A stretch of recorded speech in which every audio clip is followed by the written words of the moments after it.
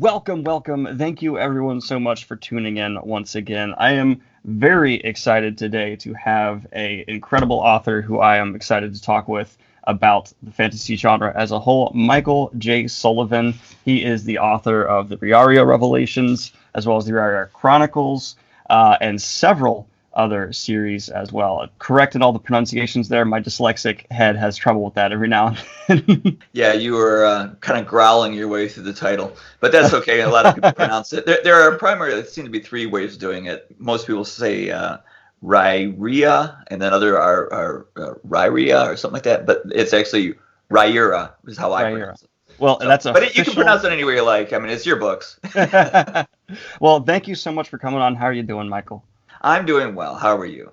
I'm doing well. It's another beautiful sunny day here in Ohio. I have been burning my way through the Riyria Revelations. Okay, hold on. We'll get this straight. So it is rye as in the bread. Okay. Ear as in the part you have covered right now. Okay. And that's how you say rye, ear, Riyria. There we go. There you go. I've been burning my way through it these last couple of weeks and really enjoying it. And I wanted to actually kind of preemptively jump to a question a fan of mine asked because it had an interesting factoid in it, where he basically asked, he had heard that you wrote all of these three books, or six as they originally were, before they were published. Is that true? And if so, why did you approach it in such a way?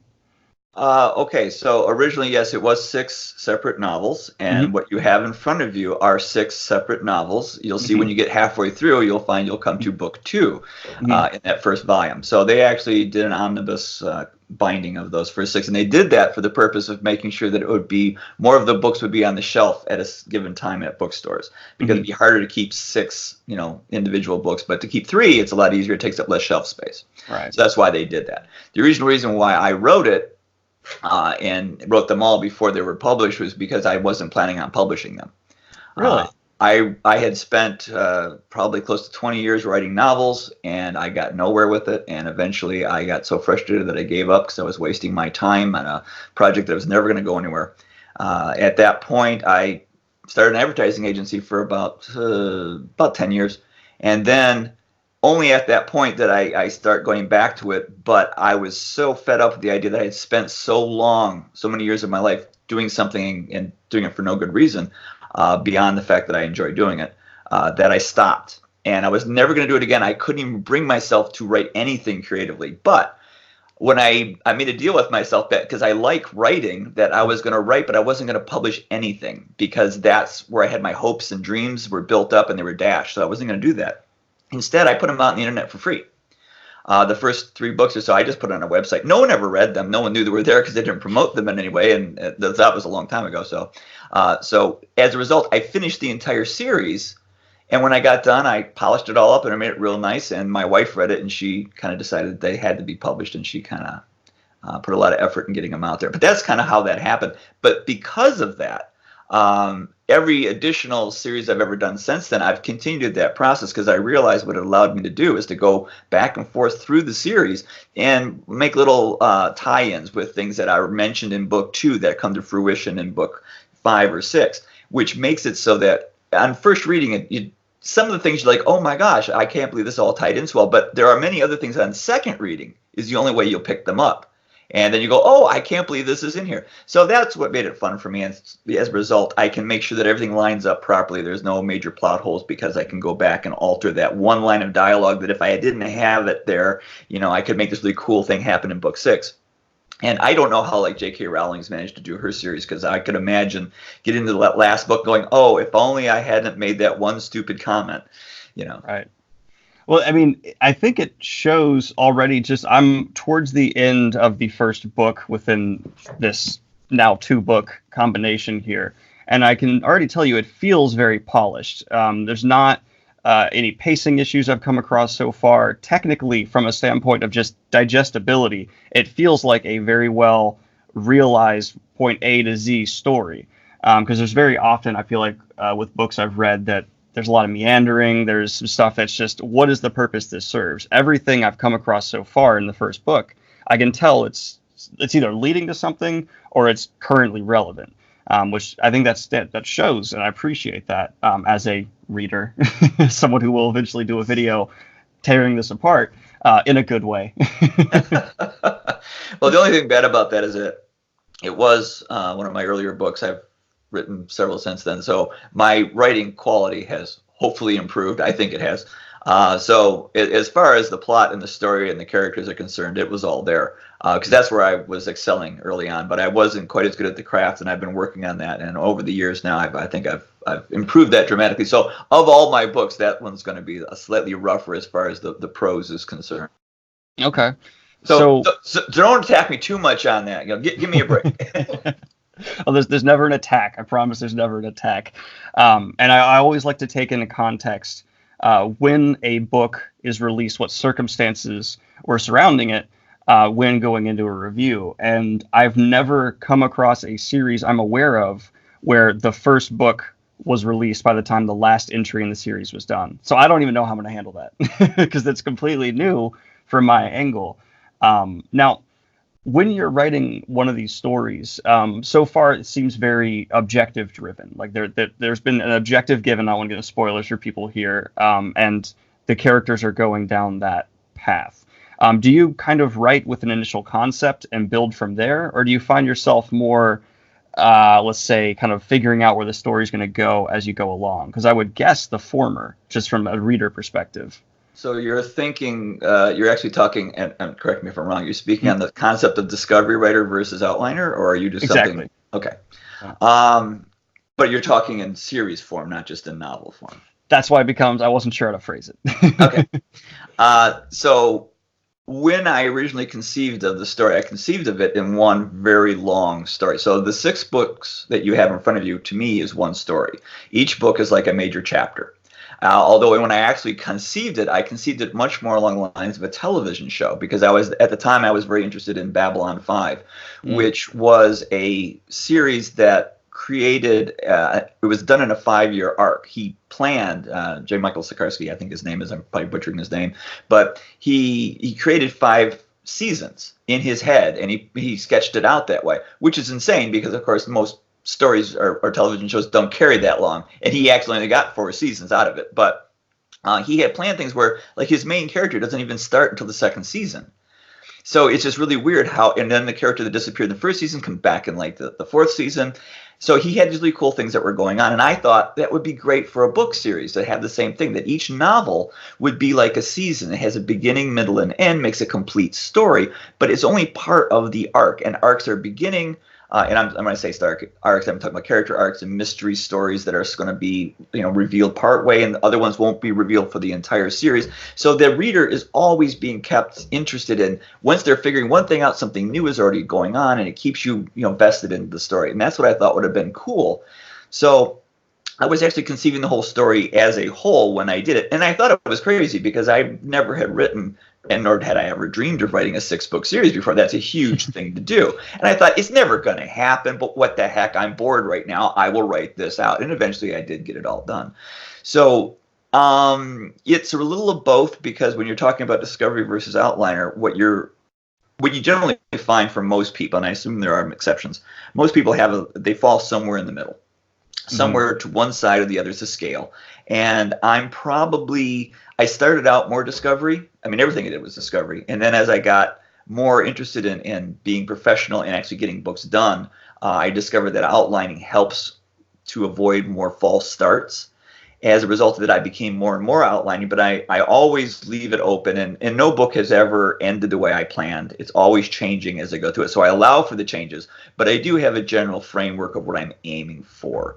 So in the course of this entire series, certain things occurred, and I'm like, there's a good example. You haven't gotten to it yet, but when you get to the middle book, there was only supposed to be 5 books. Mm-hmm. But there's a situation where The Rise of Empire, which is one of the books you have got to, I don't really show that. And I'm like, that's kind of bad. So I had to drop in a novel where I show the rise of the empire. So as a result of this, I created a new book to fill that problem. So as I was going along, I'm like, okay, yeah, this isn't working. I have to add more to it. So it's a very fluid process, but I did have a very strong structure. It's fascinating to hear. We've come across a problem. Let's drop in a book. That's, This was at a time when I had no idea that I was actually going to succeed at finishing the series, but I just realized I got to a certain point. I'm like, yeah, this is too much of a jump from this point to this point, because I wanted to get to the good part. right. And I'm like, this is going to be a filler book. It's not going to be that great. And I discover over the years that whenever I think I'm going to be doing a filler part that's going to be boring to me, it actually isn't. It actually comes out pretty good. I'm like going, oh, well, that worked out better than I thought. Like, there have been times when I've lost a chapter, because weird things happen on your computer. You don't save it or whatever. Back in the old days of when I was using Word and you didn't hit save or something, or you overwrite it. And I'm like, oh my God, how am I ever going to recreate that? Because it was so good. And then I'd rewrite the thing. And then I'd find the old piece that I didn't really lose. And I compare, I'm like, oh, the new one was so much better than the old one. And it usually always happens that way, that when I think I've done something bad, it turns out I actually did it better than I thought. So that's great to hear. I've fallen victim to a similar circumstance where I was writing on a work email account, like on the Google attached like Google Docs, and then I left that job and they cut me out of it and they wouldn't let me back in, and I was like, crap. There's all those pages gone. So you mentioned like your success here. I'm always fascinated by the success self-published authors can reach, because it always feels like it comes from different perspectives. A lot of people are finding success just from booktubers like myself finding a random book and reviewing it, or Reddit, just finding a book and it blows up through there. You were around, these got big a little bit before Reddit was really out there, or some things like that were helping. How did this first find its audience? Do you even know, or did it just somehow tumble away beyond your vision and all of a sudden you started making sales? Okay, so this is where we're going to do our weird transition here. For those of you who just joined us, I'm going to be replaced by another person who's my wife, who's the one who made me famous doing this. So here, we're going to jump in here.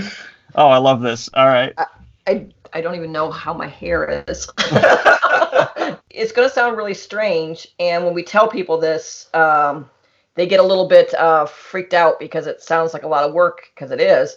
And it's different now. So maybe this isn't applicable, but the way we did it was literally one reader at a time. Like in the beginning, we literally knew every person who had read the book because we had some form of personal contact with them. And that personal contact started off on Goodreads. I literally used to go out on Goodreads and said, hey, I'm the wife of an author who just wrote this book, and I'd like to send you a copy and see what you think about it. And people went, oh, isn't that cute? This wife is trying to help out her husband. So some people read it and they reviewed it and they said good things, and then they told other people. And Mike once wrote a blog post about, what was that thing about the sandy beach? Building a beach, grain of sand at a time. Yeah, where he didn't hear that. You have to replace it. Oh, sorry. He wrote this blog post about building a beach one grain of sand at a time. And that's literally what we did. Like honest to God, we, every single time like something would come up, like if you Googled, it's like, oh, that's Sharon. I know Sharon. I gave her the book back in January. And oh, that's Tommy. And Tommy got the book whenever. And then slowly, very, very slowly, you'd start seeing reviews that we didn't have any personal interaction with the person. And we went, oh, well, that's interesting. And then there would be a little bit more, and there'd be a little bit more. And also during this time, I was also reaching out to bloggers. Mm-hmm. And there were a number of bloggers who said, we don't take self-published work. And I never would send anything to them. I wouldn't try to pretend it wasn't self-published, because we had a quote unquote imprint. But I'm like, if they didn't want self-published books, fine, I'm not going to send out. But there were a few that did accept it. And I think Michael's book was one of the first self-published books that Fantasy Book Critic kind of read and really liked. And they talked about it. And that was really good. And suddenly we started getting emails from bloggers. And the first one I read, I remembered I was paranoid about and very afraid, because it said, I am sick and tired. And I was like, oh my God, what's coming next? And they said, I'm sick and tired of reading all these great things about these books. Why haven't you sent me a review copy? And I'm like, well, because you said you don't take self-published books, and these are self-published, so I never sent you a review copy. And they go, oh, well, that's okay. Well, we want one, and we sent it. So it really was kind of one book at a time.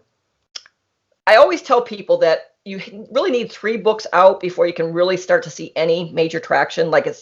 It's not even beneficial to spend much time on marketing because you need kind of like a body of work for the people that once they read one, they can go into the next and so forth. So when we got to I think it was 4 books, that's when I did my first marketing, like big marketing, like something that was like, that would expend some effort. And what I did was I put the second book of the series for free for a period of 3 weeks. Now, this was back at a time when it was before KU and there wasn't a lot of free books. It wasn't easy to get a book free. You had to do some little tricks where you would put it free somewhere and then you would spam Amazon and say, oh, look, it's free over here, price match to it. Mm-hmm. And it was really quite brilliant of me for doing the second book because a lot of people looked and they said, oh, this is the second book? Well, I better go buy the first book. Oh, that's awesome. Yeah, so that was the first time that we got like some real traction, and it only went free for like, it was 3 weeks, I think, and then from there, it really was word of mouth, and everything from that point on was all word of mouth. It's just the trend I've seen with books, whether self-published or not, is success compounds. The more people whose hands you get the book in, the more it'll spread because people talk books, people recommend books. I personally don't think you can have any true success in publishing unless people are telling other people you have to read this book. To me, my formula for success in publishing is write a really good book, and by really good, I mean a book that people will tell others to read. Mm-hmm. Get it into the hands of a few people so they can kind of prime the pump and get it going, and then rinse and repeat. And that's what we've been doing for 11 years now. It's worked. I mean, I've seen online this was declared the most successful self-published series for a fantasy series. I saw that. Yeah, I saw that on the Wikipedia page. I don't know if you're checking your Wikipedia pages. No. Cool. So that's good to know. Is there. Yeah, I love to hear that blood, sweat, and tears story there. That's awesome. It was pure what I call it was elbow grease. It was just sweat equity. It was no money spent. It was all just a lot of time spent. Now, I will say that things are a little bit different nowadays because we have KU, and that's kind of changed the environment. And now we have AMS ads, and that's changing the environment. And a lot of the people I see who are successful in self-publishing, they are doing it through a very different route. And so I don't know that you can really look at what Michael did and say, oh, well, I'll try that. But then on the other hand, I still think that going back to my original assumption, which is you got to have 3 books out before you start doing any marketing. And B, you got to write something that's good, get it in the hands of some people, and rinse and repeat. I think that is always the same. But I think the method by which people are getting it in the few people's hands is very different. I think a lot of people are having to spend a lot of money to do that because they're buying ads. Yeah. I think the old way will still work. It's just a lot harder, and it really requires the book to be just really stellar that people will recommend it. Yeah. Quality over everything. Yeah. I'm gonna bow out. And I'm back. Awesome. That's an amazing story to hear, just about, effort, having that eventual payoff. I mean, and obviously the success speaks for itself. I mean, the weird thing we had there was the fact that we discovered that if you put the book in 100 people's hands, maybe 10 of those will like it enough to tell a friend, and maybe one of those people will like it so much that they start becoming like a professional cheerleader on your side. And when you get enough of those people, then you see this wheel start to turn on its own, and it's like, wow, that's great. But you never know when that's going to happen. You already mentioned one kind of outside the box influence for the series. That TV show you mentioned that kind of had that structure that was a bit different. Are you someone who's very aware of their other influences? I mean, what other series have you really loved as an author and tried to at least pull something from? When I first started like I said, I wrote everything. I wrote science fiction, horror, coming of age, literary fiction, everything you can imagine. Over the decades, I settled back on fantasy because of the fact that I tried to figure out, I wanted to no longer emulate other writers. It's just what I was doing in order to learn how to write. I wanted to now write something that I wanted to read. So I sat down and I actually asked myself, what is it I like to read? So to determine that, I thought of all the books that I liked the most. And then I try to find the commonalities between those books. In other words, I'm trying to determine in my own mind in a more structural, specific sense, what it is I actually like. Not just, oh, I like that, I don't know why, but why do I like these specific books in this manner? And one of the things I came up with was that, I like Lord of the Rings was the very first book I ever read. I fell in love with that. That's what caused me to start reading it when I was 13. And then I also liked Stephen King's The Stand. I also liked J.K. Rowling's, which is what kind of got me back into writing again when I first read that with my daughter. So those things kind of all clicked. I'm like, well, what is the commonality that I'm finding here? And what I realized was that the things I liked were stories with characters that I want to be friends with, that I would actually like to know in real life. These are people who I want to spend time with. I also felt I wanted a place that I wanted to actually visit. That in real life, if I could, I would actually vacation there or live there in possible circumstances. And the last thing is I wanted to have a clear-cut, relatively quick-moving story that made sense. And generally, I like a happy ending as opposed to a really kind of awful ending. So those are the things that I took, and then I said, okay, so I need to build the story using at least those major elements, and that's drawn from, like I said, those are the kind of the influences I drew. It wasn't really an influence insofar as writing style, because I literally drew from everybody. I drew from Steinbeck and Hemingway and Stephen King and J.K. Rowling. I literally studied J.K. Rowling's sentences to discover that she hardly seems to ever use the word and I found that strange. So I started studying my own sentences. Can I get rid of this? These little words, and that's actually helped me tighten up some of my prose. But over the years, I just learned how to be more concise with like how Hemingway does it, but I also felt that Steinbeck's descriptions were so vivid, and I would just draw from all these different sources. But in final assessment, really it was those aspects, my favorite stories, the things that I loved, that I drew in.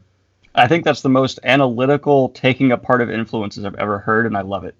Just going by, okay, let's look piece by piece. What do I exactly like from each one? That's great.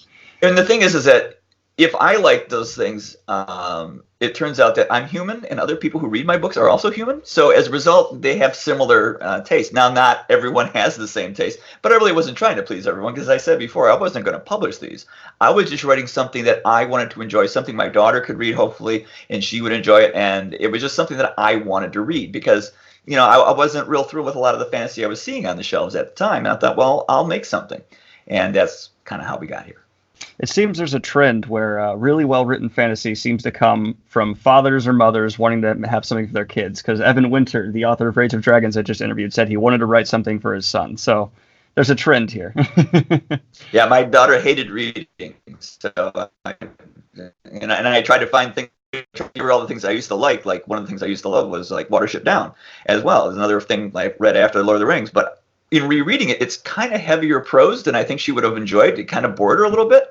So I was trying to make my writing more fluid and less, poetic in a sense. And this was actually an intentional thing I was aiming for. I didn't want sentences that you would stop and read and go, what does that? Oh, I get that. I see now the metaphors they're using here, because I wanted it to flow much more naturally, so it was an easier read, because I was actually trying to get the story to go through rather than the actual literature, which is why I think, people who are raised in libraries might think my stuff is a little bit less intense or heavy. But for me, I was not looking for the prose, although I've actually gotten a little bit more appreciation for that. So I think my prose have thickened over the years. I'm not sure if I'm happy with that or not. There's always a delicate balance, but you're also never going to please everybody. Everyone has their preferences when it comes to the handling of, basically all aspects of writing. That's something that I, as a reviewer, have had to come to terms with. There are people who are going to violently disagree with me on everything. So I'm sure as an author, you have to come to terms with the same thing, or it's just some people are going to hate no matter, there's no right or wrong decision. There's just here's the one I'm going to go with. Well, the interesting thing I did a blog post many years ago now, when I started getting lots of reviews on Amazon, and I did a blog post where I would state, it was all what people wrote to me, and there would be one like, Sullivan writes the worst characters, none of them are believable, be followed by Sullivan writes the best characters, they're like people I know. And I did that tit for tat all the way down, and it's amazing. It wasn't merely that people said I hate his book, I love his book, but they were very specific. Like, I hate this character. And the next person says, I love this character. So it does, you wonder what you can draw from people's reviews sometimes, and oftentimes you can't, because like you said, everyone has so many, a variety of perspectives on it that you can't please everybody. Has there been any specific, criticisms or feedback you have gotten where you have gone, okay, I need to change that, I need to work on that? Or is it in general just been, let's just work on improving what I think I need to work and improve on and go from there? Because that seems to be, there needs to be a little bit of both, at least from my perspective. Well, when I first released those books that you have in front of you, those were self-published and for the majority in 6 books. And when I went to have it was picked up by Orbit, we went through and re-edited it. And there were certain things that I knew because I had several years of people writing to me. And they did find some things which I did change in retrospect because I agreed with them. Mm-hmm. Number one, which was really embarrassing, was the fact that I had soldiers wearing bulleted helms or bullet-shaped helms, which for some reason I thought the word bullet did not actually come from the thing called a bullet. I thought bullet got its name because of the shape from something else. But no, it literally comes from bullets. So that had to be changed. That's, thank God I didn't use China for plates. But the other thing I had was the fact that I had a character who kills someone who is completely out of his character. And I was trying to show a little bit more realism, but in reality, for that character, it really didn't fit, and a lot of people just were turned off by it. So that was another one I made. That's probably the most significant change outside of the big one, which is that in the original books that you're reading, the very first book, it opens with Royce and Hadrian being held up, as you probably have read that portion, right? The first chapter. That's not how the book started originally. It literally starts with Archibald Ballantyne reading letters in his tower. That's how it used to start. But I got so many people writing to me saying, I almost put this book down because I didn't want to read a book about this jerk, because they thought he was the main character. Okay. And I had so many comments about that I realized, okay, I need to start with Royce and Hadrian so they know in a nutshell at the very first part of the book what the book is going to be like.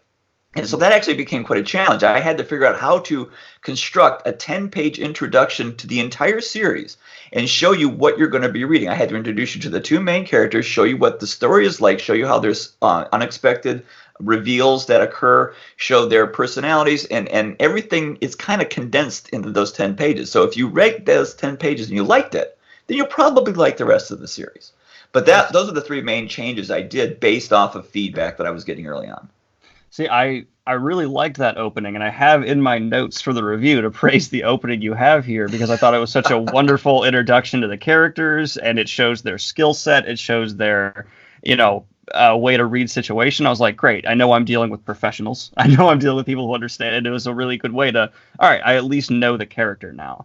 Now I feel like I need to go back and reread it and go, okay, does this reflect the entire book? Does this reflect? Well, you won't know until you read the entire series. Fair enough. Fair enough. But yeah, that was actually very, very intentionally done. Mm-hmm. So you've been putting out fantasy books now, and for roughly 10 years, I want to say, almost exactly, maybe a little over. It's been 11 as of October. Yeah. Okay. No, September. 11 as of September. 11 October 1. Okay, October 1. She knows. She has the numbers. In my opinion, this has been one of the most drastic, just changing times for the fantasy genre. I mean, for obvious reasons, it's just been flipped on its head, and now Hollywood's getting involved everywhere, right and left. From your perspective, has this change been healthy, good? Do you like seeing the self-published boom? Do you like seeing all these outside influences come in? Or does it feel a little oversaturated? Just from your perspective of someone who's been in the trenches of it for a while. Well, I think it's better due to the fact that there's obviously a lot more options out there, and readers and viewers will make the cream rise to the top. I mean, the people who are writing stuff that isn't any good, that stuff will fall away, and the stuff that is good should rise up. So it allows for more people to get in the gate, essentially. I mean, I was one of those people who was kept out. I had, submitted to everyone, and none of that worked out.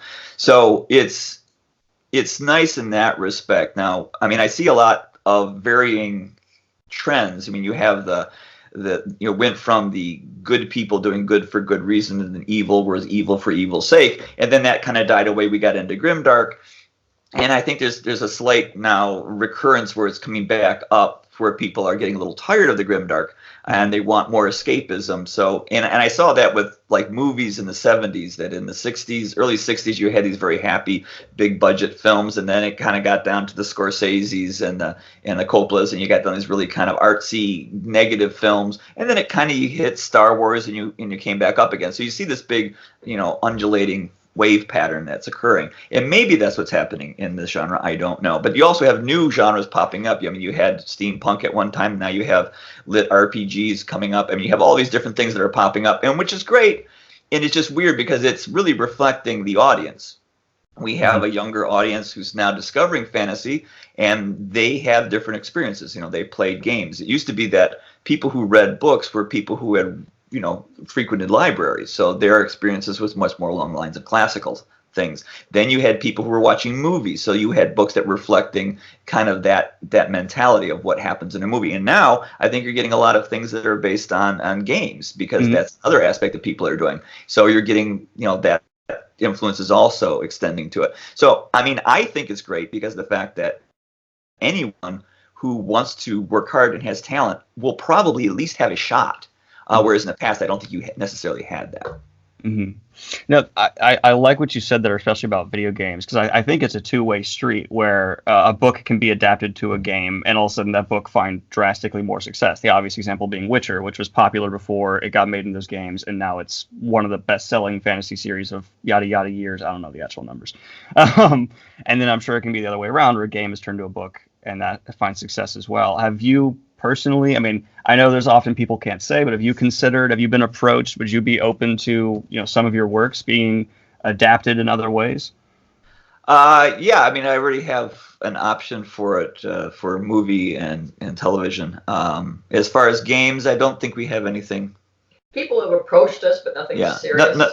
Nothing significant that I would be interested in. Although there's a number of people who are writing Dungeons and Dragons things for it, just for the fun of it. They used to write, they would write to ask me permission. I'm like, dude, why would you need permission to make a game for your friends? I mean, no. I mean, I used to do that too. I mean, I didn't call up the Tolkien estate if I wanted to use elves or dwarves or hobbits, but. Yeah, so as far as that's concerned, it's just fun. Sometimes you see it on Reddit that people are, I'm running a D&D campaign based off yourself. So I'm flattered by that. That's kind of fun. But no, as far as an actual commercial game, we have nothing going on with that right now. See, I can't imagine how strange it is to create a world like this and then, go and see people doing their own things with it. Is there a bit of I own that's mine that you feel, or is it still just, okay, I've let it go, it's in the zeitgeist, and whatever happens, happens? Do you have to just at a certain point just let it go? It's all of those things, yes. It's quite surreal. I mean, I've had people, and it happened a few years ago. I mean, I'm not that popular. People read my stuff and they don't really find a fan base for it. It's I want to talk to someone, and no one else seems to know. And when people find other people who like my books, they seem very excited to discover that. So it's not a huge fan base, but I do find things on Reddit and various places where people have done fan art or they've done fan fiction. And it's just bizarre because of the fact that, that someone would be as interested as they are about my stuff that want to add on to it or do an illustration from it. To me, that's so odd because I don't consider myself to be that, great or that prevalent. So I mean, why would you do this? This is not something that you would spend time, and expend energy, pursuing. But apparently they like it enough to do that. So I'm very happy that happens. I mean, I like seeing people who are so interested that they actually do, want to engage with it and make their own stuff. But it is a little strange. Initially, I did find it a little weird when I read some fan fiction, which was just doing some really strange stuff with my characters, which they would never do. And that's a little kind of on the kind of grading side. But at the same token, you have to realize that I only wrote half a book. Or half a story. I put 50% in, and the reader brings the other 50%. That's why it's not the same for any two people. People find things in novels that aren't there, but it relates to something in their lives. It relates to something that appeals to them, so they bring the other half. I describe a person halfway. They fill in. That's why people, they know exactly what my characters look like, even though in some cases I've never described them, or certainly not to that detail. But they know what they look like.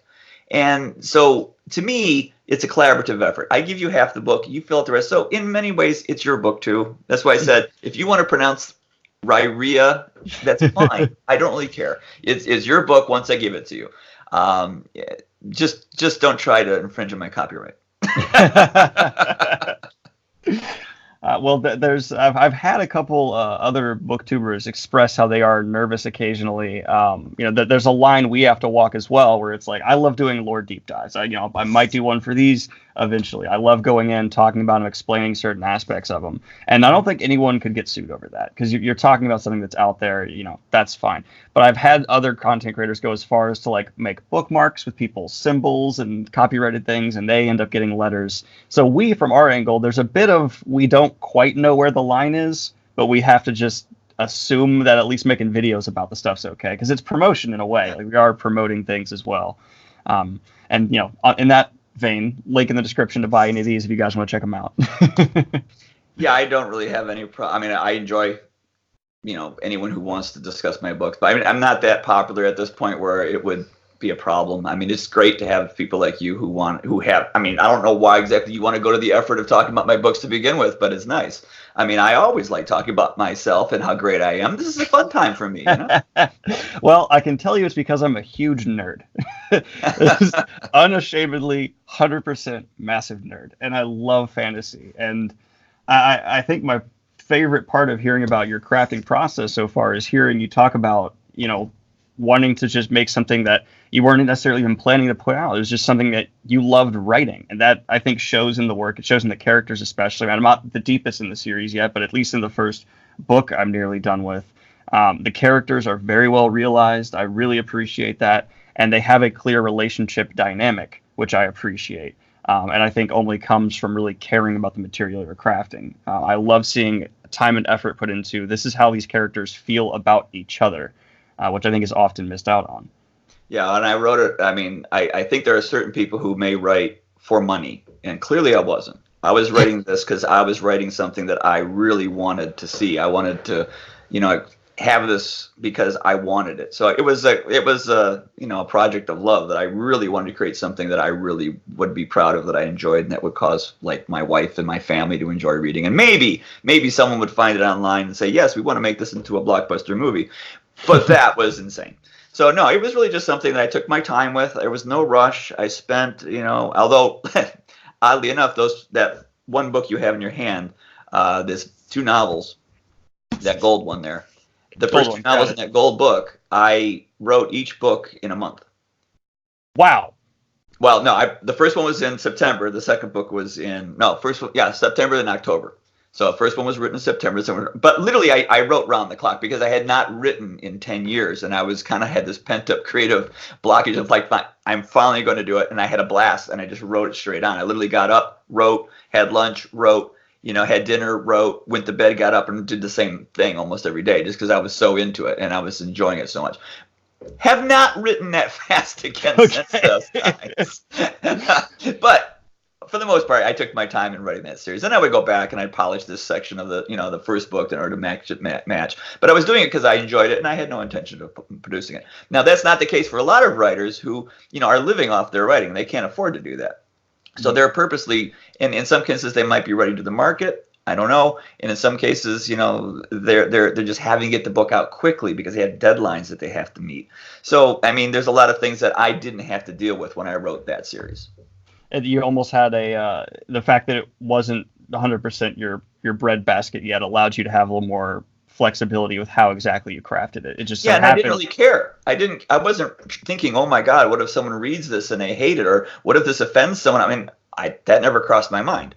I was writing it just for me because no one's ever going to see it, so who cares? I was never planning on having it go out there. So it was shocking because when these were made into audio. And a guy calls me on the phone and says, this is a list of words that the narrator doesn't know how to pronounce. And I went, oh, crap. And he says, how would you pronounce this word? And I'm like, how would you pronounce it? And he would say, whatever. And I would say, yes, that's exactly how I would pronounce it. Because in a number of the cases, I was actually just writing a word that would be visually interesting. I didn't really care how it was pronounced because no one's going to read this. My daughter's not sounding these things out. So after that, I actually had to make sure I could pronounce all the words I wrote because in the first series, it was a problem. That's wonderful. Was there a moment where you like first walked into a bookstore and saw your books on a shelf and it kind of just was like, oh, those are just there? Oh yeah, I mean, at my grand opening, my first book was published about 11 years ago in October. I went to my Barnes and Noble where we had our book release, which of course I expected to have throngs of people, and then I went, wait a minute, no one has any clue who I am or what these books are, so how could there possibly be? But I was in a writers group, and the whole writers group kind of showed up, and that was very nice. They were supporting me. And as soon as you walk up and go up the escalator in the Barnes and Noble, and there's that stand of books, author Sullivan, is going to be doing a signing here for the debut of his book, and it's one of those freestanding things. I'm like, oh, that was really cool. And I got to come in and sit down, and I gave a talk, and I'm pretty sure what happened was every single person there who I talked to and whose books I signed were people I knew, except one person who heard me talking and saw this crowd and walked over, sat down, and they bought a book. And later on, I saw a post on Goodreads that this person literally said, I was the one guy there who walked over and just sat down. And I don't know if that person knows today that they're the first person who didn't know me that bought my book. But that was fun. And then they wrote to say they loved this. I'm like, well, that's cool. That has to be a great moment. I'm sure that felt very rewarding. I still go into bookstores and like, oh, am I here? And what? Oh, I'm right next to Tolkien. Cool. That's ironic. It's just so fun to have those things happen. But yeah, I've thought about for a long time, if I ever get published, Greene, who am I going to be next to? Yeah, you have to look at your alphabetical order and see who are you butting up against. Yeah. With an S, you got that's prime placement. You got you're going to be next to your Salvatores, your Tolkiens. Prime. Sanderson, yeah. Sanderson, exactly. God, he's the Goliath right now. Yeah, so I'm trapped within these massive walls of books, and then my little series sits in between. I have to try and figure a way to push that out. Well, I can tell you, a few weeks ago when I went back and bought these, they had a featured fantasy, and your books were in there. They weren't actually alphabetical where they should be. So I don't know why. Ohio, huh? Yeah. Well, I think it was like staff recommendations. So you have someone at the staff in Barnes and Noble. Yeah, so I actually went to Europe for the first time like 2 years ago, and I went over to Germany, and just for the heck of it, we were in Cologne, Germany, and I just walked in and went to a random bookstore just to see if it was there. Sure enough, it was, and it was a staff pick. I couldn't read the staff pick because it was in German, but there was a picture. So I took my camera, and I took a picture of the card, walked over to the counter, and showed them. I said, "Is this person here?" And they said, "Yeah, they're downstairs." So I walked down, and I held up the card, my phone. I said, "Is this you?" And she said, "Yes." And I held up the book. I said, "This is me." So I signed a book for her, but that was kind of fun. Oh, that's wonderful. I'm sure you made her whole week by doing that. She says that in Germany, authors are like rock stars. I don't know if I believe her or not, but maybe. And how many translations have you had with these? I actually didn't research that. How many translations? I know it's like 14 or 15, but I'm not sure the reason. So it's like 14 languages, but it's like 85 books because sometimes 85 contracts. Yeah, 85 titles because sometimes they'll start off doing like the first 2 books and they'll come back and they'll add another 2 books and so forth. So I've lost track. It's somewhere above 85. It might be 90, 95 these days. But different languages were about 14. About 14 languages. Man, that's I would be so nervous to have my writing translated by somebody because it's like, are you gonna do it right? Because I've heard a lot of times it's not. we had a woman. I mean, it's interesting. Some of the translators are very conscientious. They'll actually contact me and ask me questions. And there was this one woman, I believe, who was working in Spain who was very much passionately interested in what I was doing. And it was so bad because the financial situation in Spain was so bad that books would come into bookstores and they wouldn't open the box and you just send them back because they couldn't pay for them. And no one was buying books. And she was so upset, she wrote to me and asked me if she could promote the books herself, like on social media in Spain. I'm like, yeah, sure, please. So that was great. But in another instance, someone was translating, and in the book, there was a mistake. Now, the book that you're holding, the very first book, had been edited by me. It had been edited by the first small publisher who picked it up. Then it was edited by Orbit. And then it came back to me again. All these things had been edited to death. But in one scene, and I'm not sure if it's still in the book. It may still be in the book. Near the end, Marvin leaves a scene. And then like 2 paragraphs later, he leaves it again. And it was only found by the translator and like 5 years after the book had been printed. It was just crazy that and I think it might still be in there. Are you just still kind of like, that's something that like you're trying to go to sleep at night, stare at the roof, and it's like, damn. It's like, I don't know how, like 25 people read this and they all came to this, they all missed it. And it was just like only the translator, who was literally going through it line by line, word by word, that they actually came across it. So that was fascinating. Moral of the story for people who are trying to get published out there: hire a translator. Well, these days, what I actually do, now that I'm self-publishing the remaining books I've got, I actually have the narrator do the audiobook first, because when he's reading it through, sometimes I will find mistakes, or sometimes he'll actually read it in a different way that in my mind it should have been done, but for some reason I didn't write it that way. So I will wait, and the engineer will look at me when he makes a mistake, and I'm like, no, keep going. I like it. And then I will make a change to the print. And in so doing, I will then take that, and that becomes the final. But I used to have to make him change it because of whisper sync. It has to be exact. But nowadays, I hold off the print version until such time as he gets done with his narration. Gotcha. Wow. I'm just dabbling in book narration. I'm working on my first book now. I have a sound booth right here, which is really hard to explain to people. So you're doing your own? I'm not narrating my book. I'm being hired to narrate. Oh, okay. Yeah, that's hard. That's hard to do, boy. My throat, yeah. But I can tell you, yes, you do find mistakes, and it's always like, okay, let me email this author. This is a problem. Do you want this fixed? And occasionally they're like, no, that's not a mistake. It's how it's supposed to be. And okay. Yeah, because I've read my own author's notes, and because apparently people like hearing that, which is I can't quite figure out. But I was terrible at it at first. I was really bad. 3 pages took me like an hour and a half. It was ridiculously bad. I've gotten better at it since then. But initially, I would be reading it going, who wrote this crap? It's so badly done. Because when there's a huge difference between writing and then reading it aloud and then performing. When you're performing the work, you really do notice the change, the ebbs and flows, and how the words are not lining up right. And you're like you said, you'll come across things like, this could be so much better, or this is clearly wrong. Yeah, so it is interesting. So nowadays when I write, I have a microphone that I will read to myself as if I'm performing it. And in doing that, I hopefully make it easier when Tim Dread Reynolds, my narrator, he actually gets to it, because then I'll have rounded off a lot of those rough edges already. Because it's totally different when you actually perform it. And I couldn't figure out how to do that for the longest time, because there's so many things you have to keep.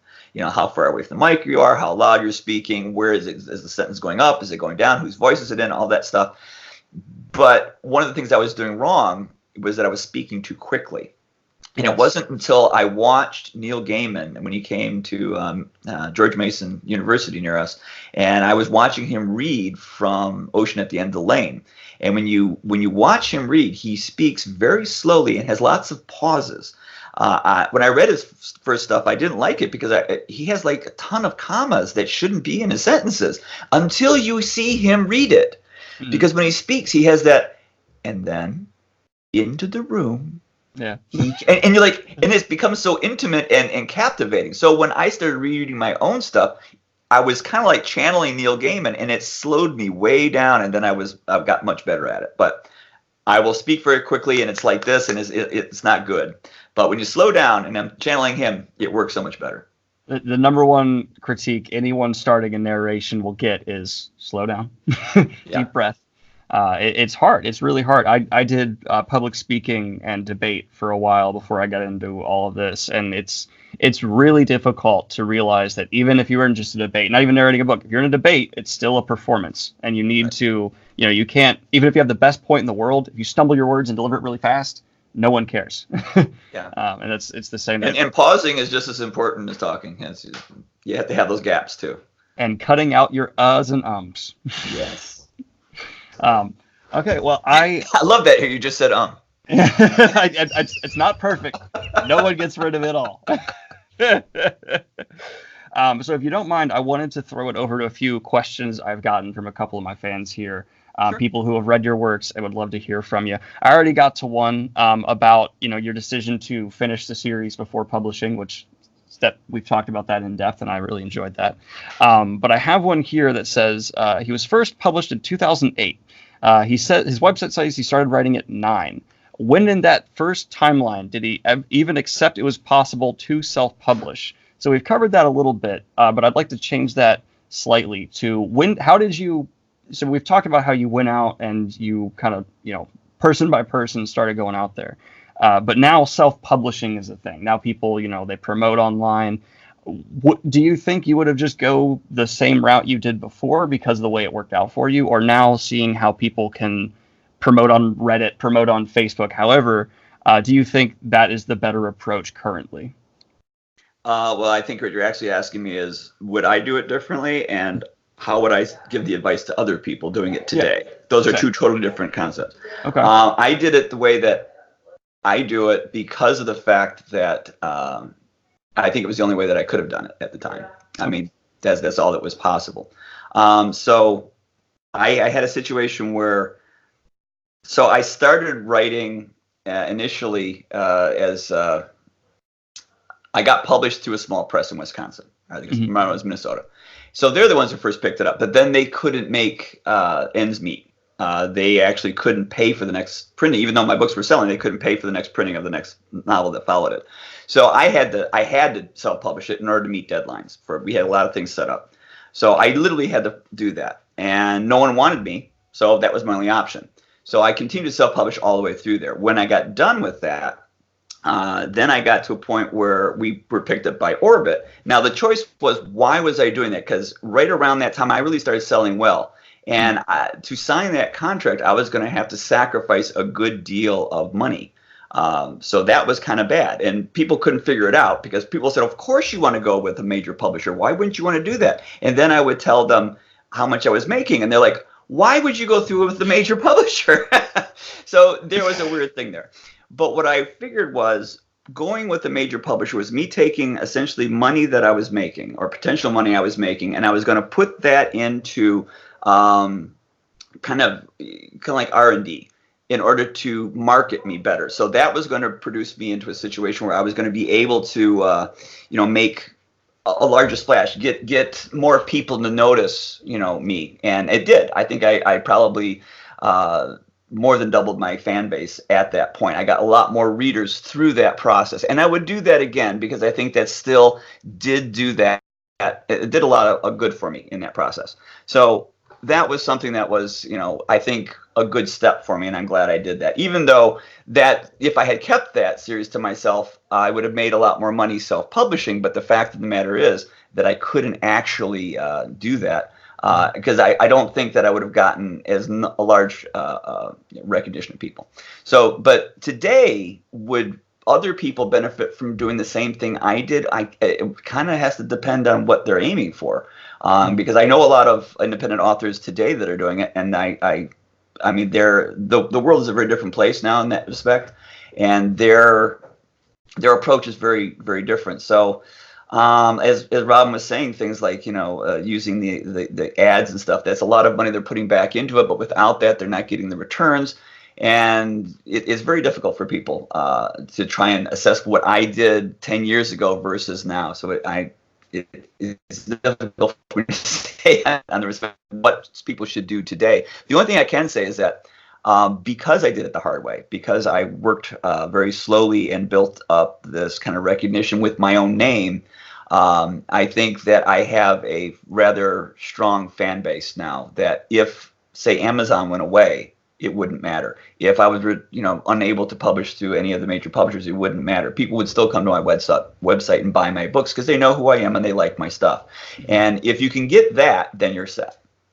So, okay. But I don't know. Self-publishing is something I'm doing now because of financial problems with the industry, because things are changing in the industry even faster than with self-publishing, and the fact that the industry has now realized that audio is as important or more important, or what ebooks used to be. Once ebooks started making a lot of money, they said they have to have that right. So now audio is making that kind of money. So now they have to have that right. But there are businesses out there that are willing to pay you more for your audio rights than traditional publishers will pay you for all the other rights that they want. So it really doesn't behoove the author to go that way anymore. So for me, I see no benefit in going through a traditional publisher because I can make more money even in advance by not going through them. Plus, I get to keep all my rights. So in that respect, it's not something that I want to do. So that's why I'm shifting back. So I kind of went from small press to self-publishing to traditional publishing, and now I'm shifting back to self-publishing again because financially it's the most sound decision I can make. Seems like you're having some marketing experience come back to your benefit there. You're also, you're basically saying work on your brand, which you were hitting on earlier. Is make sure you have a brand that's safe. That if Amazon went away, you could still have your name recognition as your brand. Makes market sense to me as someone who has no business experience. Well, yeah, you have the leverage of your traditional books that are getting your name out there and advertising for you, so that you could then market your self-published books, and those two work together, otherwise known as a hybrid author. Mm-hmm. Yeah, I've heard of hybrid publishing as well, but I don't know if that's in the same vein as that or if that's a whole other beast. What's that? Hybrid publishing is actually a whole different thing. Hybrid publishing is a term that some vanity presses have started to adapt to make it sound like they're really not vanity presses, but they are. The theory in a hybrid publisher is like, oh, we'll only take on a very select number of people, so we'll do curation, but we still want the author to put up the money to do the, to pay for everything.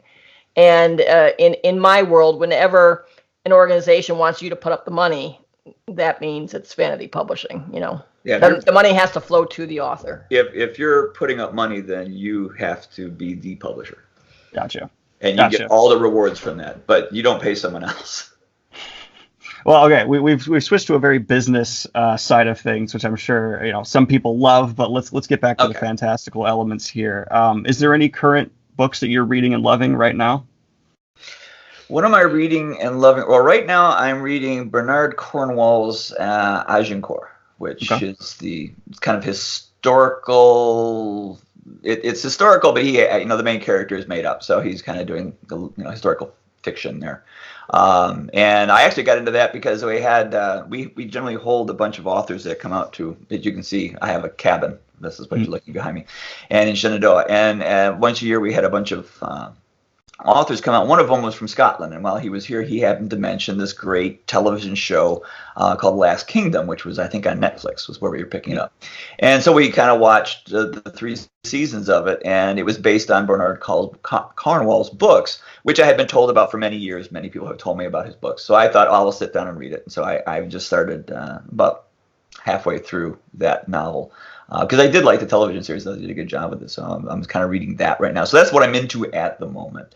Can't think of too many other things that have gone, but I have a tendency to read outside the fantasy genre a great deal. So I'm not really like the best person to ask what's hot in fantasy right now, because I'm really, those kinds of things I have a tendency to be given.